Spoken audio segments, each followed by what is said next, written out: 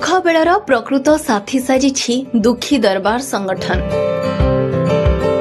दीपावली रे समस्ते पिठा पणा खीरी पुरी खाई बाण फुटाई दीपावली मजा नेउथिबा बेले दुखी दरबार परिवार पक्षरु बस्ता ब्लॉक आंबकुड़ुची ग्रामर गरीब असहाय गोछायतंक परिवार निकटरे पहुंची तांको मुहरे टिके हस फुटाइबा पई प्रयास करिसंदी। दीर्घ दिन हेब पक्षाघात रोगरे पीड़ित होई जीवन युद्धरे संग्राम करुथला एही परिवार वृद्धा जनक। एही परिवार को दुखी दरबार संगठन तरफरु साड़ी साल कंबल शीत वस्त्र सह सुखिला खाद्य ग्रोसरी सामग्री और आर्थिक सहायता प्रदान करने सह मिठा खुआई दीपावली पर्व पालन करी एक नियारा उदाहरण सृष्टि करिसंदी, जहाकु नै वृंदावती और तांको परिवार बेस खुशी थिबा बेले दुखी असहायक मुहरे टिके हस फुटाइबा पई एहा एक छोट प्रयास आगो को एही प्रयास जारी रहबो बोली संगठन पक्षरु सूचना दैछन्ते। आज हम देले जो माँ को देले किछो माँ पड़ीथिले आज 3-4 वर्ष हला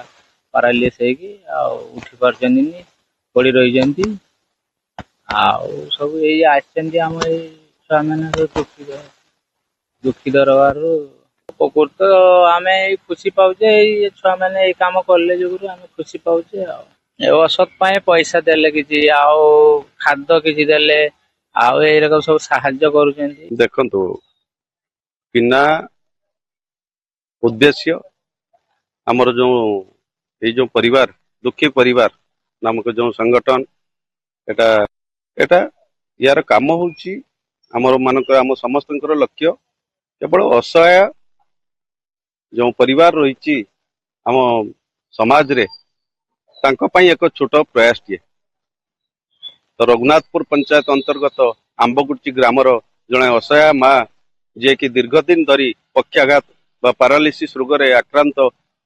बिछना शज्या रे अछंती आंबकुड़ची ग्रामर वृंदावती गोछायत जे कि एते दुखी तो तांकर सरकार तरफ भत्ता मध्य 68 वर्ष से पाइले एई गत मासठू आरंभ होइछु भत्ता। तो आमे अनुभव कलु ए माँ जणे प्रकृतर असहाय। तो आमर ए दुखी परिवार संगठन तरफ आमे निष्पत्ति नेलु माँ को मुहरे आज दीपावली अवसर रे के मिठा खुआई एवं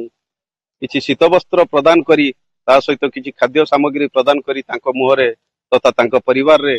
टिके हस फुटाइबा पई एही हमर मूल लक्ष्य एवं एही लक्ष्य एही प्रयास आगकु मध्य आम अंचलर असहाय परिवार जोंठी भी रहिचंती तांको पई प्रयास जारी रहिबो। यार मूल उद्देश्य होची सेवा, तेणु से सेवा मनोवृत्ति नहीं प्रथम तो आमर मु बहुत गर्वित जे आंबकुड़ची रे प्रथम थर पई किछि युवपीढ़ी बा कुना नना एवं प्राय समस्त सदस्य को नहीं जो गोटे लोकंकर सेवा करने मनोवृत्ति को आगे नेबा पई जो गोटे संकल्प नहीं छंती बहुत खुशी अच्छी एवं मु आगामी पीढ़ी